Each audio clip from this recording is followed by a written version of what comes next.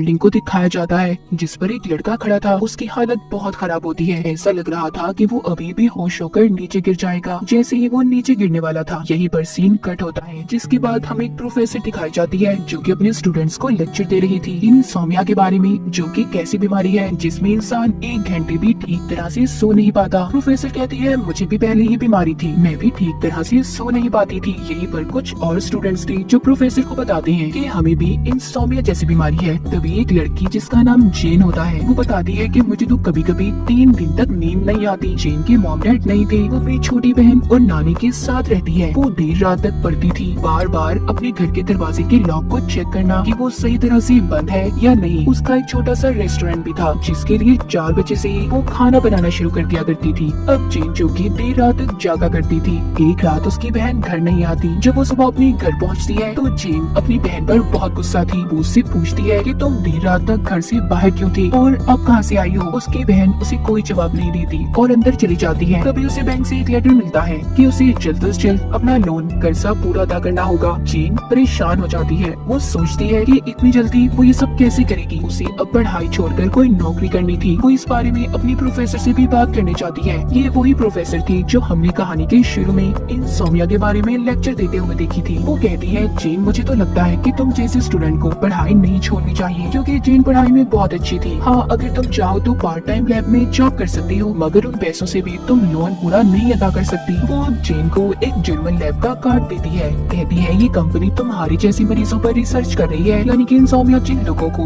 नींद नहीं आती तो वहाँ पर जाना, वो लोग तुम्हारे कुछ टेस्ट करेंगे और इसके बदले में वो तुम्हें बहुत से पैसे भी देंगे। ये प्रोफेसर की बात सुनकर लैब में पहुँच गई थी। उधर सबसे पहले उसे एक वीडियो दिखाई जाती है जिसमें बताया जा रहा था कि हमारा ब्रेन, दिमाग कुछ हार्मोन्स बनाते हैं, उसके जरिए हम कोमा में मरीजों का इलाज कर सकते हैं। और ये जब भी बनेगा जब इंसान जागता रहता है। अगर सो जाए तो ये हार्मोन हमारे जिस्म में नहीं बन सकता। और इसी टेस्ट के लिए आप यहाँ पर हैं। इसी रिसर्च प्रोग्राम का नाम है डीप, जो कि इस मूवी का नाम भी है, जिसके 3 लेवल हैं। ये वीडियो खत्म होने के बाद वहाँ पर एक डॉक्टर आता है जो जेन के सवालों का जवाब दे रहा था। वो बताता है कि ये हार्मोन इंसोम्निया के मरीजों में पाया जाता है जिन्हें नींद नहीं आती, और इसीलिए तुम भी हमारे इस प्रोजेक्ट का हिस्सा बन सकती हो। जेन डॉक्टर से पूछती है अच्छा तो इसके बदले में मुझे कितने पैसे मिलेंगे। वो बताता है 1 लेवल पूरा करने पर तुम्हें 1 लाख मिलेगा। जेन पैसे सुनते ही प्रोजेक्ट के पेपर्स पर साइन कर देती है। डॉक्टर अब उसकी गर्दन के पीछे एक चिप को इंजेक्ट डाल देता है। वो बताता है कि ये चिप तुम्हारे दिमाग से हार्मोन जब तक जमा करती रहेगी जब तक तुम जागती रहोगी, और जब ये चिप पूरी तरह से भर जाएगा तुम्हारा पहला लेवल पूरा हो जाएगा। वो इसके हाथ पर एक वॉच घड़ी बांध देता है। वो बताता है कि ये घड़ी बताती रहेगी कि तुम्हारे चिप में कितना हार्मोन जमा हुआ है, और जब तक ये घड़ी 100% तक नहीं जाएगी तुम्हें इस घड़ी को नहीं उतारना। और हाँ, एक और बात, ये हमारा सीक्रेट खुफिया प्रोजेक्ट है, इसके बारे में तुम किसी को कुछ नहीं बताओगी। फिर आखिरी बात डॉक्टर ये बताता है अगर गलती से भी तुम सो गई, गलती से भी, याद रखना तुम्हारी घड़ी का अलार्म बजने लगेगा। तुम्हें 60 सेकंड के अंदर अंदर जागना होगा, वरना तुम्हारा हार्ट दिल फट जाएगा और तुम मर भी सकती हो। जेन ये बात सुनकर कहती है व्हाट, क्या ये बात आप मुझे अब बता रही है। डॉक्टर कहता है डरो मत, ये चिप तुम्हें नींद आने से पहले ही जल्दी भर जाएगी। अब पहले दिन तो जेन को नींद नहीं आती। वो देर रात तक पढ़ाई करती है। उसकी घड़ी में हार्मोन्स का लेवल 39 से 40% तक बढ़ गया था। फिर वो भी नानी के कमरे में उन्हें देखने जाती है जहाँ पर वो नहीं थी। वो बेड के नीचे से कुछ ढूंढ रही थी। जेन अपनी नानी का अब मसाज करने लगती है। उसकी छोटी बहन रात को घर फिर से लेट आती है, जिसको जब वो डांट रही थी तो उसका फोन नीचे गिरकर टूट जाता है। इस बात पर उसकी छोटी बहन उससे गुस्सा होकर चली गई थी। अब आता है दूसरा दिन, जहाँ पर जेन अपने कॉलेज में बैठी कैंटीन पर खाना खा रही थी तो इसके पास एक लड़का आकर बैठ जाता है। वो इसके हाथ पर घड़ी देखकर पूछता है क्या तुम डीप प्रोजेक्ट में हो। तभी जेन ने अपने हाथ को छुपा लिया था। वो लड़का कहता है डरो मत, मैं भी डीप में हूँ। यहाँ पर दिखाया जाता है इसका नाम विन था, जो अक्सर देर रात तक पार्टीज में मसरूफ रहा करता था। इसको भी इंसोम्निया था, इसे भी नींद नहीं आया करती थी। तभी वो वहाँ पर एक लड़की की तरफ इशारा करता है और कहता है वो देखो, उसका नाम जिन है, वो भी हमारी तरह डीप के प्रोजेक्ट में शामिल है। जिन के बारे में दिखाया जाता है जो कि यूट्यूबर थी। उसे अपनी खूबसूरती से बहुत प्यार था। इसको भी नींद नहीं आया करती थी। वो भी डीप में पार्टिसिपेट कर रही थी। अब यहाँ पर आता है एक और लड़का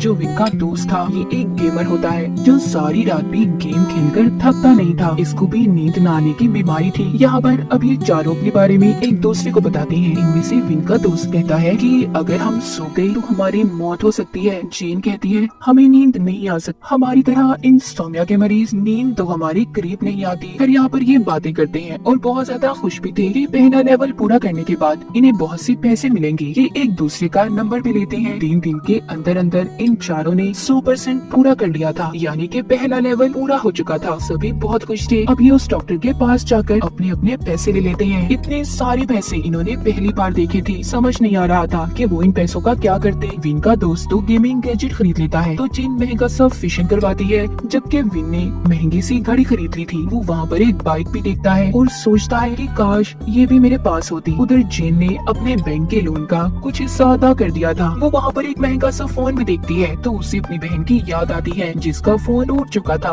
वो सोचती है कि काश इसे मैं ले सकती। ये चारों अपनी जरूरियात पूरी करके बहुत खुश थे। अब यहाँ पर जिन सबको बताती है कि जब से हमने पहले लेवल को पूरा किया है, पता नहीं मुझे क्यों ऐसा लगता है कि जैसे कोई हमारा पीछा कर रहा हो। विन कहता है हमें तो जागकर कुछ नहीं हुआ, मुझे लगता है तुम्हें जाग जाग कर सपने आने लगे हैं। जेन यहाँ पर सबसे पूछती है कि अगर हमें दूसरे लेवल के लिए बुलाया गया तो क्या तुम लोग जाओगे? वो कहते हैं हाँ ना जरूर जाएंगे। इन्होंने जब इतने सारे पैसों को देखा तो इनके दिल में अब लालच आ गया था और इनकी जरूरियात भी बढ़ने लगी थी। ये अपना व्हाट्सएप ग्रुप भी बना लेते हैं, जिसके बाद चीन यहाँ से चली जाती है। विन चीन को पसंद करने लगा था। चीन अपने घर आ गई थी और अपनी बहन को भी नया फोन देती है, जिस पर वो बहुत खुश थी और पूछती है कि तुम्हारे पास इतने पैसे कहाँ से आए? जिस पर जीन उसको कहती है तुम्हें क्या लेना देना, तुम अपनी पढ़ाई पर तवज्जो दो बस। उधर हम विन को देखते हैं जिसने अपने घर के बेसमेंट में बहुत सारी अजीबोगरीब चीजों को रखा हुआ था। कुछ दिन पहले उसकी मॉम की मौत हो गई थी और अपने डैड से तो विन ठीक तरह से बात भी नहीं करता था। जिन की भी उसकी मॉम से लड़ाई हो जाती है। खैर अब ये चारों दोबारा से लैब में पहुंच गई थी और जाकर डॉक्टर से दूसरे लेवल के बारे में पूछते हैं, जिस पर वो बताता है कि दूसरा लेवल थोड़ा सा मुश्किल होने वाला है। हाँ, तुम्हें 5 दिन की नींद को खोना होगा। पहले तो सब सुनकर कहते हैं क्या 5 दिन ऐसे हम लगातार जागते रहेंगे? बिना सोए हम कैसे रहेंगे? तभी चेन पूछती है अच्छा आप हमें कितने पैसे देंगे? जिस पर वो बताता है कि 5 लाख। ये सुनकर तो सब खुशी से पागल हो गए थे और यही पर ही सपने देखने लगते हैं। विन ने नई बाइक लेनी थी, जिन जो कि प्लास्टिक सर्जरी करवाकर बहुत खूबसूरत हो जाती है। विन का दोस्त जो जिन को पसंद करता था उसने तो उससे शादी भी कर ली थी और जिन ने अपना सारा लोन अदा कर दिया था। ये खुशी खुशी दूसरे लेवल के लिए तैयार थी। अब दूसरे लेवल के तीसरे दिन को दिखाया जाता है, जहाँ पर विन के दोस्त को अभी से नींद आने लगी थी और वो सो भी जाता है, मगर घड़ी के अलार्म से वो जाग गया था। इन चारों की हालत दूसरे लेवल में ना सोने की वजह से बहुत खराब थी। 3 दिन बाद भी इनकी हार्मोन का लेवल बहुत कम था, सबसे कम जिन का था। तभी वो जाते हुए देखती है कुछ और लड़कियों ने भी घड़ी को बांधा हुआ है। क्या वो लोग भी डीप में थी? उधर जिन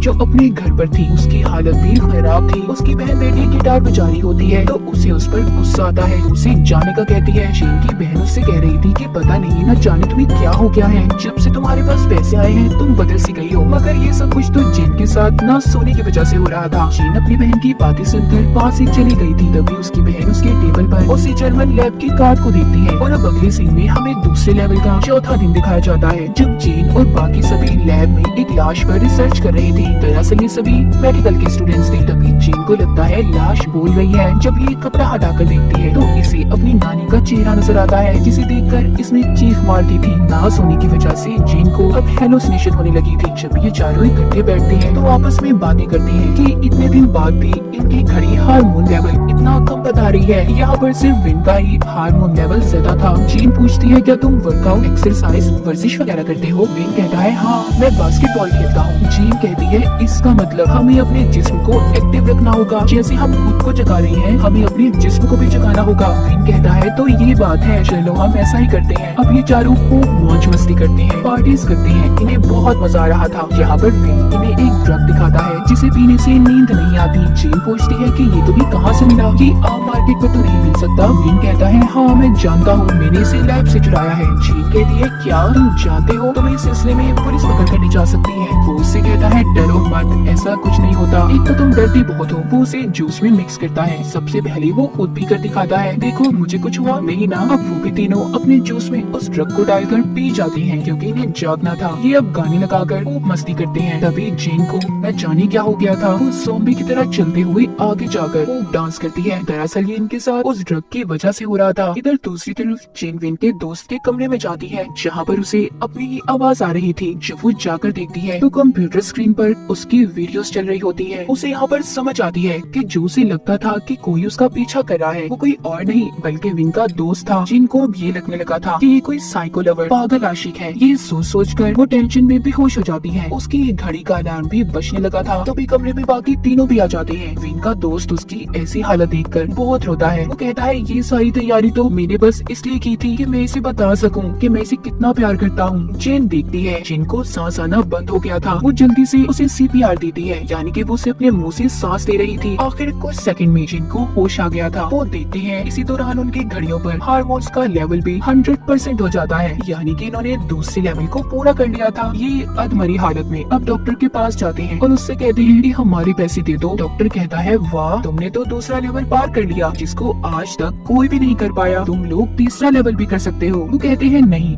बस अब नहीं, हमें हमारे पैसे दे दो। फिर वो अपने पैसे लेकर वापस आ गए थे। सुबह को दिखाया जाता है चारों अपने अपने घरों में ऐसे सो रहे थे कि जैसे पता नहीं कितने वक्त बाद सोए हो। अपनी अपनी नींद पूरी करने के बाद वो कॉलेज जाते हैं। जेन की प्रोफेसर उससे कहती है कि तुम्हारी टेस्ट में बहुत कम नंबर्स आए हैं। हालांकि तुम एक अच्छे स्टूडेंट हो और पैसे कमाने के लिए जो कुछ भी तुम कर रही हो ठीक है, मगर अपनी पढ़ाई को इसके पीछे खराब मत करो। एक दफा पढ़ लो, फिर जिंदगी में जो मर्जी करना। उधर जेन से विन का दोस्त माफी मांगता है, कहता है वो सब तो मैंने तुम्हें सिर्फ प्रपोज करने के लिए किया था। जेन कहती है देखो, आइंदा के बाद मेरा पीछा मत करना, नहीं तो मैं पुलिस को बताऊंगी। इतना कहकर वो चली गई थी। उधर जेन के पास विन आता है जो उसे रात को कॉन्सर्ट में जाने का पूछता है, मगर जेन ने उसे साफ मना कर दिया था क्योंकि अब वो अपनी पढ़ाई पर ध्यान देना चाहती थी। एक दिन जेन देखती है कॉलेज में एक लड़की अचानक से मर जाती है। उसने हाथ पर घड़ी पहनी हुई थी, मतलब वो भी डीप प्रोजेक्ट का हिस्सा थी, मगर न जागने की वजह से उसकी मौत हो गई। एक दिन जेन की नानी को हार्ट अटैक आता है। उनको हॉस्पिटल में शिफ्ट किया गया था, मगर उनके इलाज के लिए कोई पैसा नहीं था क्योंकि सारे पैसे तो जेन ने जो भी जीते थे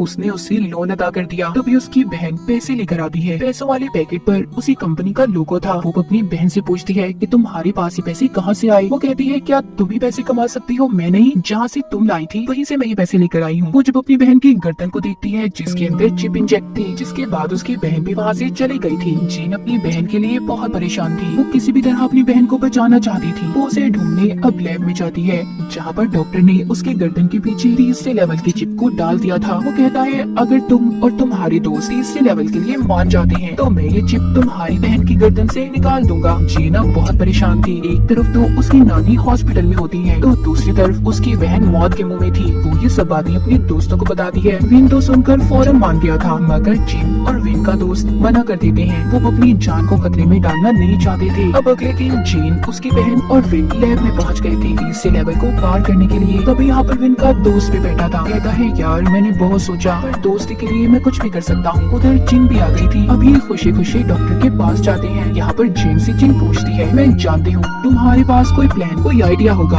जिससे हम तीसरे लेवल को भी पार कर लेंगे। वो कहती है हाँ, मैंने अपने कॉलेज की प्रोफेसर से मदद ली है जिसने मुझे इस डीप एक्सपेरिमेंट के बारे में बताया था। वो हमें लैब में जगह देंगी। जब तक हम इस लेवल को पार न कर ले हम वहीं पर रहेंगे। अब वहाँ लैब में प्रोफेसर इन्हें नींद न आने का इंजेक्शन भी लगाती है। प्रोफेसर कहती है कि मुझे माफ कर दो बच्चों, मेरी वजह से तुम फंस गए हो। मैं तुम्हारी मदद करूंगी। अगर कोई भी परेशानी हुई तो तुम मुझे यहाँ पर लगे इंटरकॉम से राब्ता कर सकते हो। अब पहला दिन तो इनका नॉर्मल गुजर जाता है। ऐसे ही यहाँ पर रहते रहते इन्हें 6 दिन हो गए थे। इसका मतलब ये 6 दिन से लगातार जाग रहे थे। इनके दोस्त को तेज रोशनी दिखाई देती है। उसके दिमाग में गेम्स की आवाजें आ रही थी। उधर जिन जब अपना मुंह धोने जाती है तो उसे अपने चेहरे पर एक पिंपल दाना दिखाई देता है। एक पिंपल से कई पिंपल्स बन गए थे। उसका खूबसूरत चेहरा बिगड़ चुका था। उधर जेन को खून आता दिखाई देता है। उसे ऐसा लग रहा था कि जैसे उसकी बहन मर गई हो। विन को भी एक औरत बुलाती दिखाई देती है जो कि उसकी मॉम थी, जिनकी अब मौत हो चुकी थी। उधर जिन पिंपल को हटाने के लिए अपने चेहरे पर कट लगा देती है। पिंपल तो गायब हो गया था, मगर कट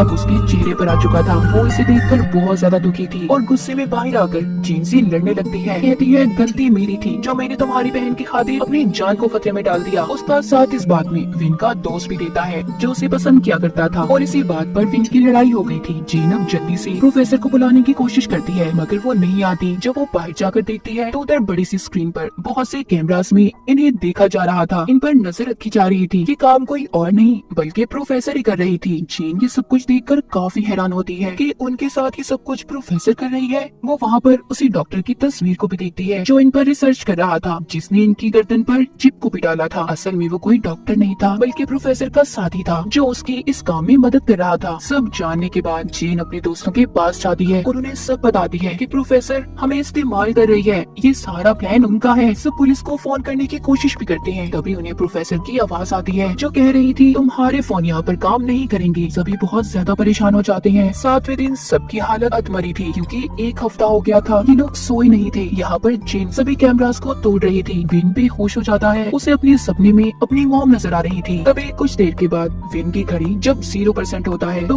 वो मर चुका था। प्रोफेसर उसे लैब से बाहर लाकर उसकी चिप को निकाल लेती है। तभी पीछे से विन उसके सर में डंडे से वार करता है जिससे प्रोफेसर नीचे गिर गई थी। अब यहाँ पर हमें इनका प्लान समझ आता है। दरअसल ये सभी मेडिकल के स्टूडेंट थे। तो विन ने यहाँ पर ऐसी दवाई का इस्तेमाल किया था जो इंसान की दिल की धड़कन को कुछ देर के लिए बंद कर देती है और ऐसा लगता है कि वो मर गया। ये सब इन्हीं का प्लान था। सभी प्रोफेसर के पास आते हैं और पूछते हैं कि आपने ऐसा क्यों किया हमारे साथ। यहाँ पर प्रोफेसर पर्दा हटाकर एक मरीज दिखाती है। दरअसल ये वही लड़का था जो हमने कहानी के शुरू में देखा, जो छत से कूदने वाला था। ये प्रोफेसर के साथ पढ़ा करता था और प्रोफेसर इस लड़के को पसंद करती थी। ये नींद न आने पर कोई रिसर्च कर रहा था। तभी इसी दौरान इसको मेंटल स्ट्रेस हुआ, दिमागी परेशानी, ये छत से कूद गया और उस वक्त से ये कोमा में है। और मैंने जब से इंसोम्निया मरीजों के हार्मोन्स इसे देना शुरू किए तो इसकी हालत बेहतर हो गई। जेन को ये सुनकर गुस्सा आ गया था। वो कहती है क्या इसका मतलब है तुम इसे ठीक करने के लिए अपने स्टूडेंट्स की चाल लोगी। वो कहती है हाँ, अगर तुम किसी से प्यार करती तो क्या करती। तभी वो बातों में लगाकर जेन को इंजेक्शन लगा देती है जिससे वो बेहोश हो गई थी। वो यहाँ पर विन के दोस्त को भी इंजेक्शन लगाने वाली थी मगर जेन ने उसे रोक लिया था। विन जेन को होश में लाने की कोशिश कर रहा था मगर उसकी घड़ी का लेवल 0 हो जाता है जिससे सबको ये लगता है कि वो मर गई। उसकी बहन बहुत रो रही थी। उसे याद करके जोर से उस पर मुक्का मारती है जिससे जेन होश में आ गई थी। कहानी के आखिर में हमें दिखाया जाता है सभी स्टूडेंट्स को बचा लिया गया था जो इस डीप प्रोजेक्ट का हिस्सा बने थे। विन की अपने डैड के साथ अच्छी दोस्ती हो गई थी। जेन भी अपनी बहन के साथ अपना छोटा सा रेस्टोरेंट चलाने लगी और अपनी नानी का भी ख्याल रखती है। विन और जेन करीब आ चुके थे, हर वक्त मैसेज पर बातें करने लगते हैं। जेन और विन का दोस्त भी अपनी जिंदगी में मसरूफ थे तो 8 घंटे सोने की आदत को डाल लें वरना क्या होगा ये तो आप देख ही चुके हैं। ना सोने से हमारी जिंदगी में क्या कुछ हो सकता है, इतना कुछ बदल सकता है। तो बेवजह तो हरगिज़ मत जागी। इस फिल्म की कहानी यहीं पर खत्म हो जाती है।